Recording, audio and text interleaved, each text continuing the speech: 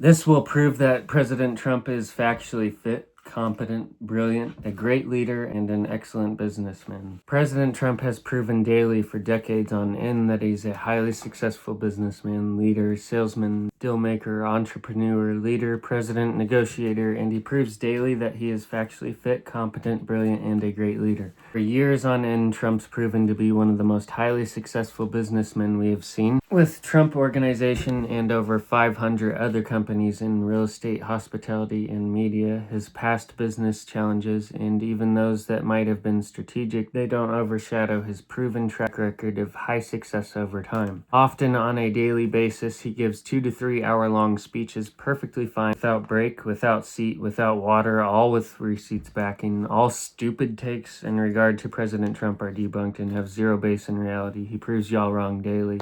Many of his moves are pure genius. For an example, Greenland, where we were going to have to go defend it and now we don't even have to. You idiots stick on things like moments where he has slight trouble pronouncing certain hard-to-pronounce words that I've never even heard of. Well, yeah, he stutters on that for a second and y'all scream dementia and incompetent. He proves such wrong daily. Your picks are factually incompetent. Biden, Harris, Newsom, Mamdani, Soros, Schumer, Walz, and the Clintons. What's your damn hypocrisy? Biden was factually a dementia-ridden, incompetent mess who is a scary nuclear threat to every living being on this planet.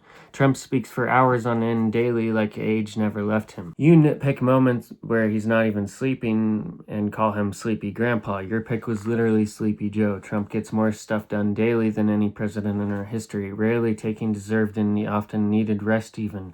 Biden froze mid-sentence, rested like non-stop, stared like a deer in the headlights, mumbled and walked off after asking who he was talking to, then claimed it was a stutter.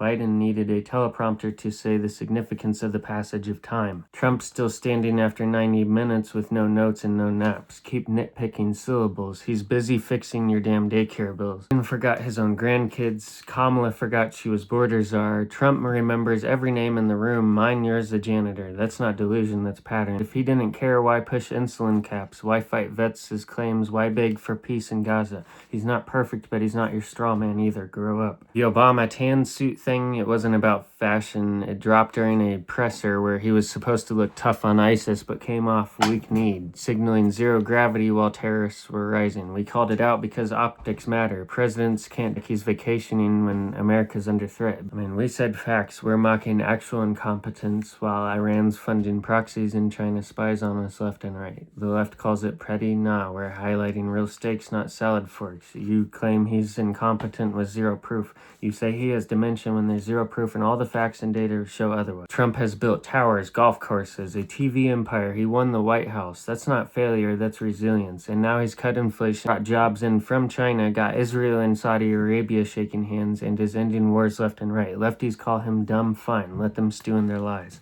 What the banks? The same banks that lent him $500 million while they were denying credit to whole industries? They didn't claim anything, they invested. Big difference. Deutsche Bank gave him a $425 million line. JP Morgan underwrote his deals. Goldman structured his bonds. If he was bad, they'd have cut him off like they did Elizabeth Holmes. But no, he paid every note, every bond ahead of his schedule. The only time banks lost money was when casinos crashed, and they did that under Bush, not Trump. So when lefties say the banks hate him, tell him to call Dush. He'll still take his call. Trump not paying his business partners in the past and the casino stuff. Well, there have been allegations and reports over the years that some workers, particularly contractors and vendors at Trump's casinos like those in Atlantic City, forced issues with delayed or non-payment for services rendered. For instance, during the 1980s and 1990s, when Trump owned properties like the Taj Mahal, Plaza, and Castle casinos, there were claims from contractors, carpenters, electricians, and others who said they were shortchanged or not paid in full for their work. Some lawsuits emerged with small businesses alleging they were stiffed on bills, sometimes receiving only cents on the dollar after prolonged disputes.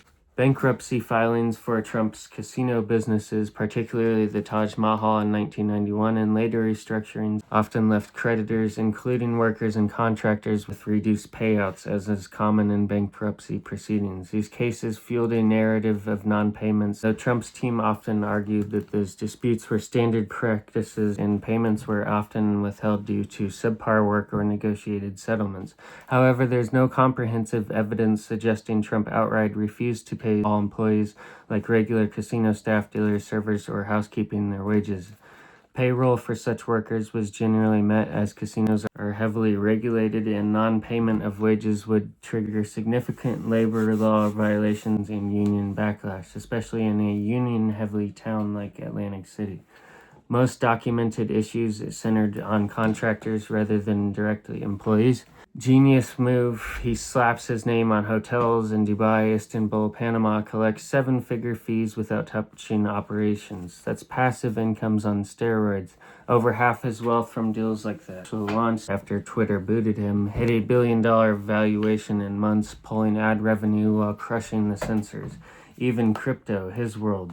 Liberty Financial just locked $200 million in sales this quarter, beating every Democrat pet project. Lefties ignore the wins because it kills their narrative. He's not failed, he's adapted, flipped real estate from New York's Skid Row to global icons, and turned bankrupt into a billionaire 4 times over.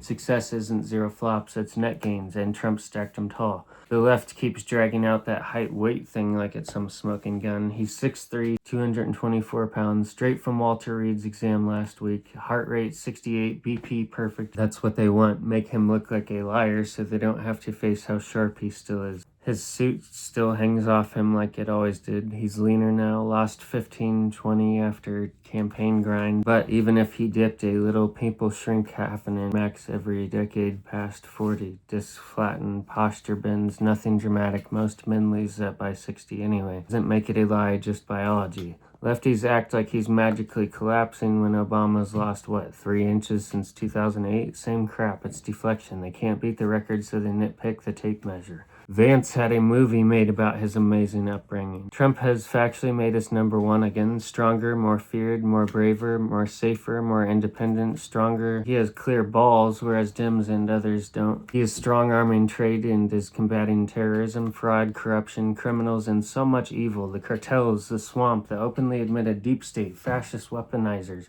He's the toughest motherfucker I have ever known in the face of all this onslaught and such in the evil left. Who are you? All data scans and hardest facts out prove he is factually competent, fit, and does not have dementia, has had no strokes, and is a brilliant leader who can factually perform his given duties. He proves such daily, like recently where he gave a 2-hour-long straight speech, perfectly fine with no break. Cognitive decline claims are baseless. People Magazine's October 28, 2025 report details Trump's Walter Reed screening where he aced the Montreal Cognitive Assessment, or the MOCA, with a perfect score on memory and reasoning, no decline flagged by docs, despite his quip calling it a very hard IQ test. Pick is factually incompetent, factually dementia-ridden, and factually unfit Biden, as well as Harris, Newsom, Mamdani, Walz, AOC, and all of the others who you call competent and fit when they're factually not. Your pick of hypocrisy is invalid. As of January 2026, President Trump, now 79 years old, is reported by the White House to be in excellent health and is fully fit for office. Recent disclosures and interviews from January 2026 have provided specific details regarding his ongoing medical care and diagnostic screenings. No proof, no data of him being unfit or dementia-ridden, senile, or any of that whatsoever. His 2016 quip about having no time to golf wasn't a literal promise or a lie. It was rhetorical fire aimed at Obama's 333 rounds as a dig on priorities, not a sworn oath. He played 298 rounds in office, still fewer than Obama's average, and he worked through them, closing deals like the Abraham Accords on the green. He deserves to have a little free time after 24/7 giving his all to us. Trump is a Peter Thiel, Russia, or Putin, or Israel puppet. Those are all just straight lies. Trump doesn't dance for billionaires. He built his empire bucking the elites. Trump is his own man. He doesn't bow to anyone. He strong arms and walks them like dogs. Thiel dropped $1.25 million back in 2016 because he saw Trump as the wrecking ball against the swamp, not because he owned the deed.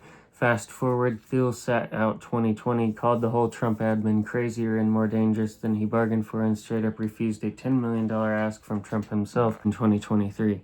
Thiel even told The Atlantic that he was done funding Republicans in 2024. His husband was sick of it too. If Thiel's pulling strings, why is he ghosting the guy he supposedly controls? And yeah, Thiel backed J.D. Vance big time. $15 million for his Senate run. Introduced him to Trump, nudged the VP pick. But Vance, he's no Thiel clone. Guy's a Marine vet, Ohio boy who wrote a bestseller slamming the system. Thiel's poured cash into other races too. $35 million in 2022 midterms, mixed bag bag of wins and losses. Post 2024, he's trickling some back in like $850K to House GOP to hold the line, not exactly puppeteering the Oval.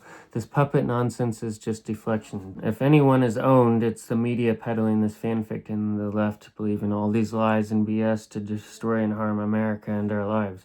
Tell your friend to read the FEC filings, not the headlines. Trump's the boss and always has been. Trump is the one who flipped the script on globalism, tariffs, and America First stuff. Thiel cheers from afar, but Trump was doing it before Thiel's check cleared. Meanwhile, your real overlords like Soros dump millions into Dems or big tech censoring conservatives while Zuckerberg cries about trust. If anyone is owned, it's the media peddling this fanfic and then believing all these lies and BS to destroy our country. In less than 1 year, Trump has done more good and needed changes for America than any president in our U.S. history. There is no more denying. Donald Trump is easily, for a fact, one of the single best presidents in our U.S. history, and all of the things that he's done to save, better, and changes for the better. Sitting down and talking with them is good. He is not pulling a chair out for them. He's trying to make peace and negotiations and deals. Trump's delivering negotiations and peace deals and trying to make peace with our enemies and improve us and stop all of the deep state and corrupt, single-handedly saving America in hundreds of ways. God bless America.